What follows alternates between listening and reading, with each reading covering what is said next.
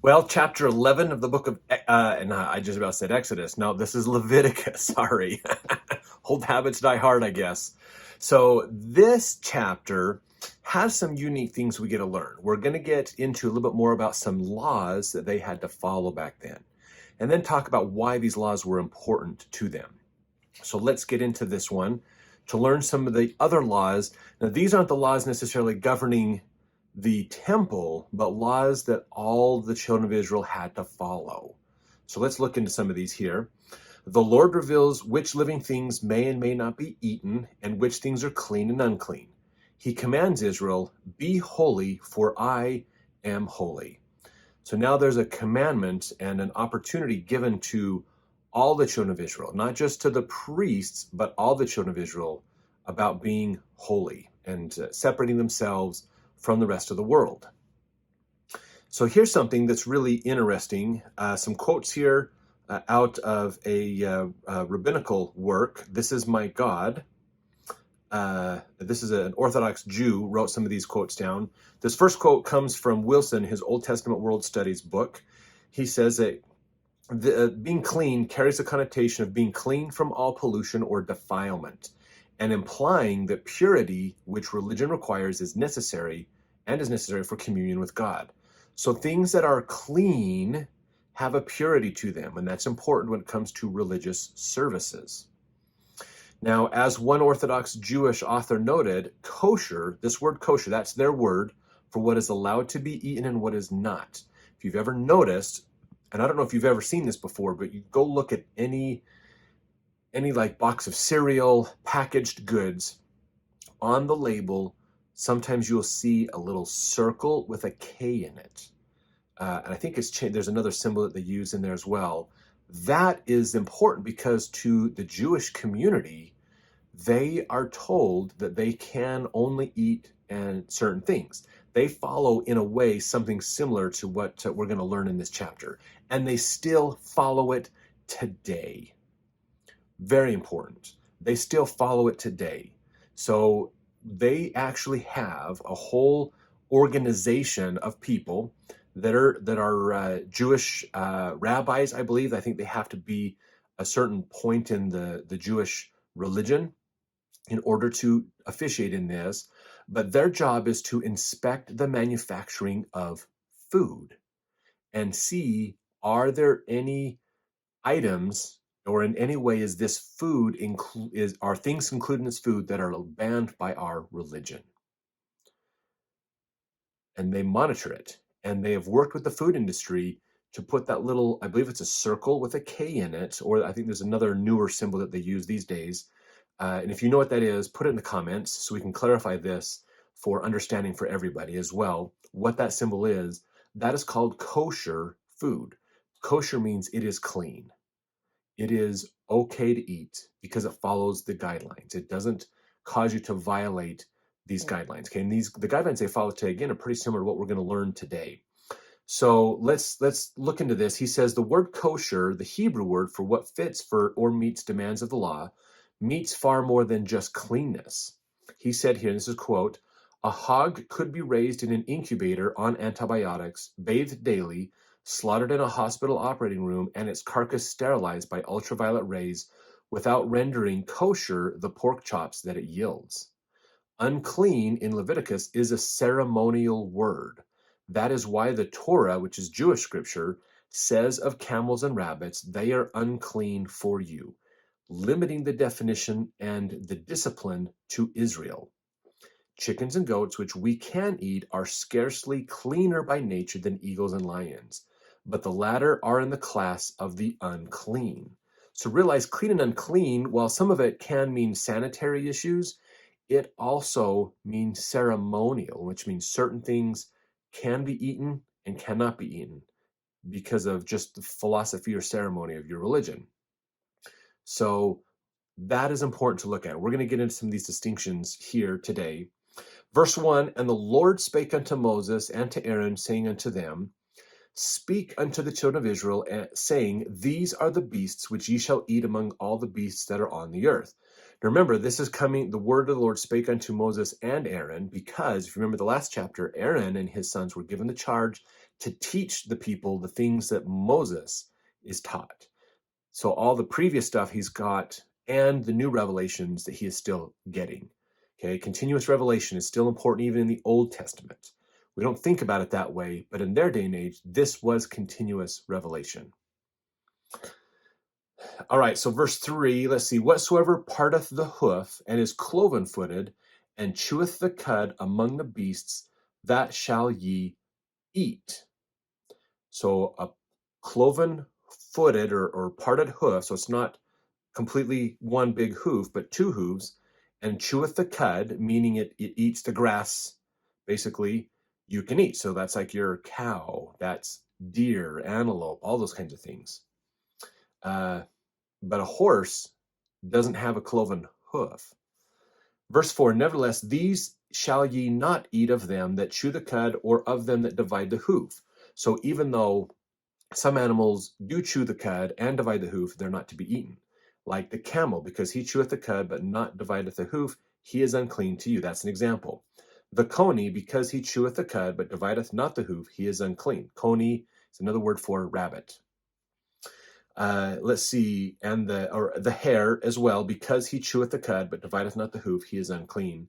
And the swine, though he divide the hoof and be cloven-footed, yet he cheweth not the cud, he is unclean to you.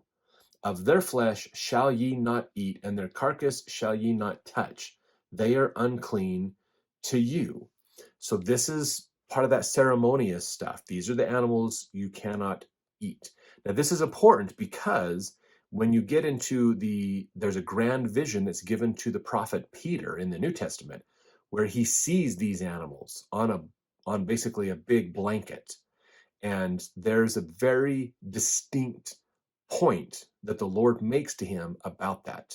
So I'm going to leave this up to you. If you know where that chapter is in the New Testament, put it in the note, put it in the comments so that we can point that out for everybody else. I just want to see who knows where that is and put that in there. Let's see.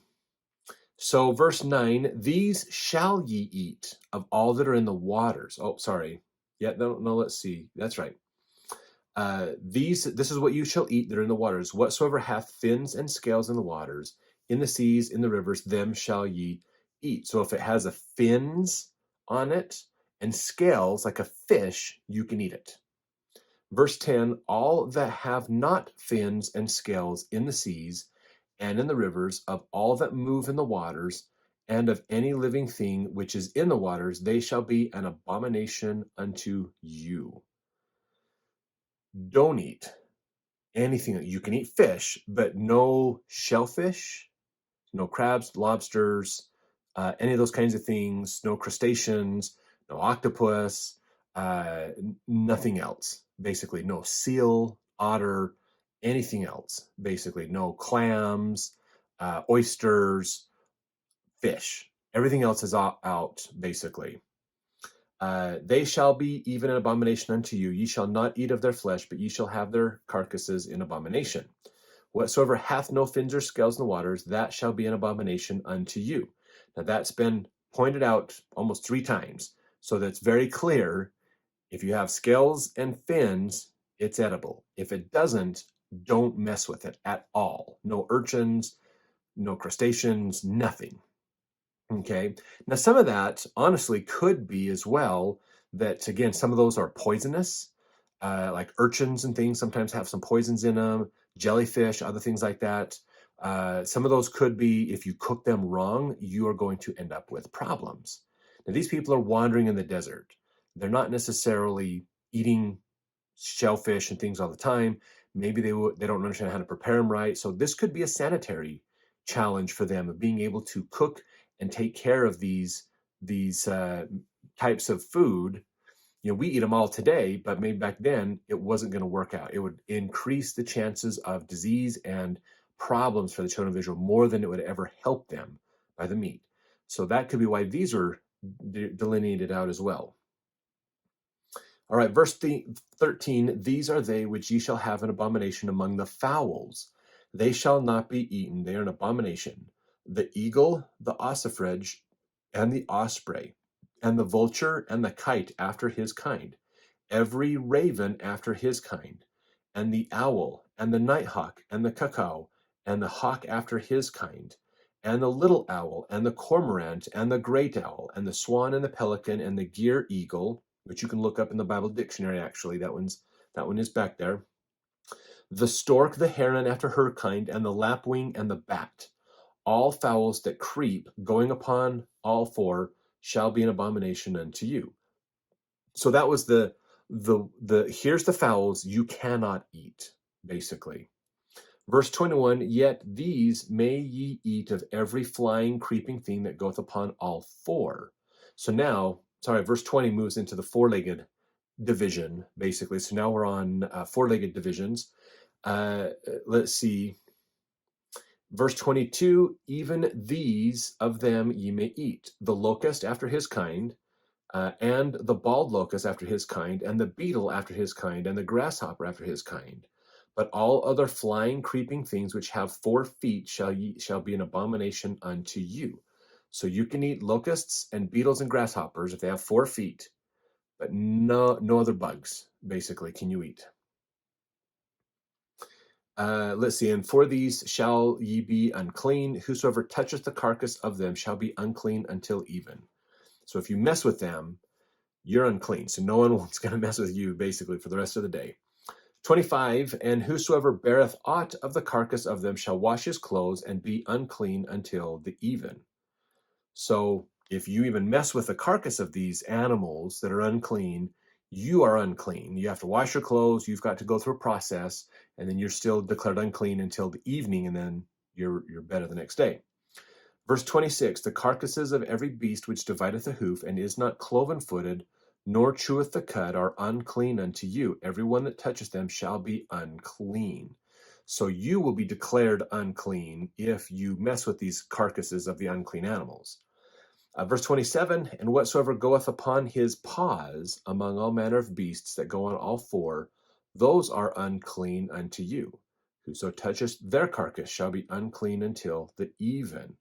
So that's dogs and cats and other animals that are like them.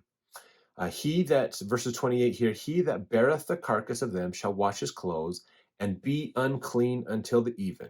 They are unclean unto you.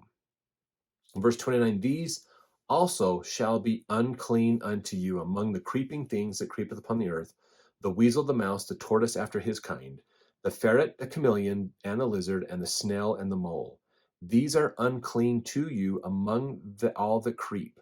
Whosoever doth touch them when they be dead shall be unclean until the even. And upon whatsoever any of them, when they are dead, doth fall, it shall be unclean, whether it be any vessel of wood, or raiment, or skin, or sack, whatsoever vessel it be, wherein any work is done, it must be put into water, it shall be unclean until the even, so it shall be cleansed. So even if one of these animals dies and falls onto your pot or onto wood you're gathering, that's all unclean. You've got to wash it. You've got to take care of it, okay? So this is kind of, in a way, getting into some sanitation things. I mean, we look at it from today going, okay, if they die, they could have a disease, which means if they land on your clothes, blood gets on your clothes from them, that could have a disease in it, a parasites or other problems. You need to properly clean those clothes. So now they're getting these commandments that actually help with sanitation and actually prevent disease and problems in their community. So it's fascinating that even though God's not explicitly pointing that out to them, that some of these things are going to help you in all kinds of ways, but it's actually there to help them. Okay, so God doesn't necessarily explain to us why he wants us to do it. What is the wisdom behind it? But as we follow it, we can learn what that wisdom is. The Savior said this once. He said, if you want to know my will, follow my commandments, and you will know my will and the will of the Father as well. So if you want to understand what they're thinking and what their wisdom is, follow their commandments, and that will be a testament to you. The results of following those commandments will teach you things. Very, very important. Very, very important. Now, if you haven't thought in your mind already, this almost reminds me of like a word of wisdom type idea. That's a very good thing. I want you to hold that thought till the end of this chapter, because we're going to bring that full circle here in just a little bit. So just understand that these are powerful laws, okay? They might not, again, be told why they're asked to follow them, but there's wisdom in following those laws. So when are we in our life asked to do something, and we might think it sounds strange or weird, but that's usually because we don't know the wisdom behind that. So think about that. Next time you hear of something that we are asked to do from general conference or from a bishop or a stake president or area authority or anybody, when they ask you to do something and you're like, I don't know about that. Well, maybe there's some wisdom in there that we haven't been explained explicitly about that will help us. So it's worth following. Definitely worth following. Okay, verse 33, every earthen vessel wherein any of them falleth, whatsoever is in it shall be unclean, and ye shall break it. So if you have a pot and it falls in, all the contents of that pot are to be disposed. The whole container is disposed of. Again, this is good sanitization. Of all meat which may be eaten, that on which such water cometh shall be unclean, and all drink that may be drunk in every such vessel shall be unclean. Again, if it's in the pot, it's gone. Everything whereupon any part of their carcass falleth shall be unclean, whether it be the oven or ranges for pots, they shall be broken down, for they are unclean, and shall be unclean unto you. Nevertheless, a fountain or pit wherein there is plenty of water shall be clean, but that which toucheth their carcass shall be unclean. So if you have a well, basically it's okay, but the part that touches that carcass is unclean. You got to get rid of it, basically. Or like a spring, basically, it's free flowing, but the water comes out and then it hits the carcass. Okay, so anything that hits that and the downstream is gone, but ahead of it is okay. Let's see, verse 37, if any part of their carcass fall upon any sowing seed which is to be sown, it shall be clean. So if it touches your seed, you're going to be okay. That's fascinating because, again, if you're sowing the seed's going in the ground, it's going to take care of itself. It's going to grow up. The plant is going to come out of the seed and not necessarily have that bacteria. The ground may even actually take care of that bacteria for you. Fascinating. But if any water be put upon the seed or any part of their carcass fall thereon, it shall be unclean unto you. So there's a distinction in there. If any beast of which ye may eat die, he that toucheth the carcass thereof shall be unclean until even. And there's rules. If you're unclean, here's the procedure you have to do. In fact, I think that's the next chapter. We get to learn the difference of what you do if you're clean versus unclean. Verse 40, he that eateth of the carcass of it shall wash his clothes and be unclean until the even. He also that beareth the carcass of it shall wash his clothes and be unclean until the even. And every creeping thing that creepeth upon the earth shall be an abomination, it shall not be eaten. So that's important, is there's just kind of this bam. You don't eat it, but these certain things, basically. Whatsoever goeth upon the belly, and whatsoever goeth upon all four, or whatsoever hath more feet among all creeping things that creepeth upon the earth, them shall ye not eat, for they are an abomination. Ye shall not make yourselves abominable with any creeping thing that creepeth, neither shall ye make yourselves unclean with them, that ye should be defiled thereby. For I am the Lord your God, ye shall therefore sanctify yourselves, and ye shall be holy, for I am holy. Neither shall ye defile yourselves with any manner of creeping thing that creepeth upon the earth. So there's very strict teachings. Again, I want you to be different, set aside, special, peculiar among the people on earth. And this is definitely going to set you aside. Why is that? We're about to answer that. So hold that thought. Verse 45, I am the Lord that bringeth you up out of the land of Egypt, to be your God. Ye shall therefore be holy, for I am holy.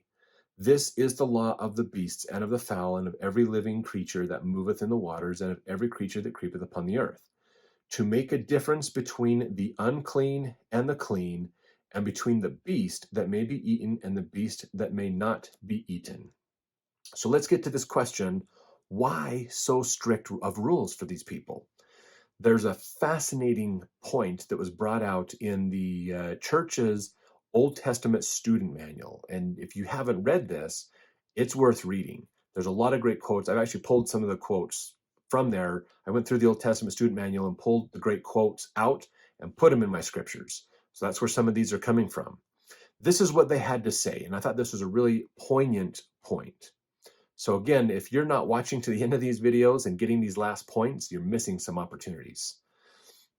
If the dietary code is seen both symbolically and as part of a system of laws that covered all the customary acts of life, it becomes apparent how it served. God was using the diet as a teaching tool. People may forget or neglect prayer, play, work, or worship, but they seldom forget a meal. By voluntarily abstaining from certain foods or by cooking them in a special way, one made a daily personal commitment to act in one's faith. At every meal, a formal choice was made, generating quiet self-discipline. Strength comes from living such a law, vision from understanding it. Further, the law served to separate the Hebrews from the Canaanite neighbors. Each time they got hungry, they were forcibly reminded of personal identity and community bond. Indeed, they belonged to a people set apart. The law, therefore, acted as a social instrument for keeping the Hebrew nation intact, a psychological instrument for preserving the identity of the individual, and a religious instrument for keeping the people in remembrance of Jehovah. So fascinating that using some of these laws will remind them to make daily habits. Okay, this is so fascinating because Abraham 3:25 comes to mind with this, and this is an important point. If you go look up the video we have on Abraham chapter 3, you'll get a little bit more details on this. But that scripture says that the purpose of this life is to see if we will do all things whatsoever the Lord their God shall command us. This life is a test to see if we will do what God asks of us. That's important. God is asking of these people special dietary needs. Here's what you can eat. Here's what you cannot eat. Every time they go to make a meal, they have to make a decision. Am I going to keep the commandments of God or not? That forces them to make small little choices in their mind that add up to either I'm going away from God or I'm going towards God. This is so applicable to our life, to our day. So very important to think about this. What are the little decisions that you're making? What are the movies you watch? What are the books you read? What are the websites you visit or the apps you use? What are the kind of words you use? How do you use the word of wisdom in your life? The law of chastity in your life, the way you dress, the way you do everything. All of it is designed not only to help us to be healthy, to have physical benefit from things, but it's there to help us to make lots of daily choices. Are we going to follow God or not? If you've been through the temple, you have a very poignant opportunity for this. Because in the temple, when you go through to do what's called your endowment, you are given temple garments, a special type of underwear, if you will, that members of the church wear. Every morning, you have to make a choice. Do I put those garments on or do I wear something else? That forces your brain to make a decision. How much am I willing to follow God? If you've ever been through a temple recommend interview, they ask you, there's a paragraph that they have you read. They're not you read, but they read to you that talk about not modifying the garment. So when you're wearing the garments and you go to do something, you have to make a choice. Do I modify the garments or take them off? Or do I change what I'm doing to fit the garments? It is a psychological point to determine, am I willing to keep the commandments of God or not? How far am I willing to go to keep those commandments? Am I willing to curb language? Am I willing to be kind and nice to people? Am I willing to be honest and have integrity in what I do? Am I willing to follow the word of wisdom and eat in a healthier manner or not? All of it is designed to help us psychologically understand, are we willing to keep the commandments of God or not? How far are we willing to go in following Christ? So something to think about. If you have any thoughts that come into your mind as you're thinking about this, please put them in the comments. We love to hear opinions and ideas from other people. So those would be great to hear from you as well. Thanks for watching. Share these videos. Make sure you follow them all the way to the end because there's some really poignant points most of these chapters make that we discuss by the end of the chapter. And we look forward to seeing you in the next chapter as well for more learnings.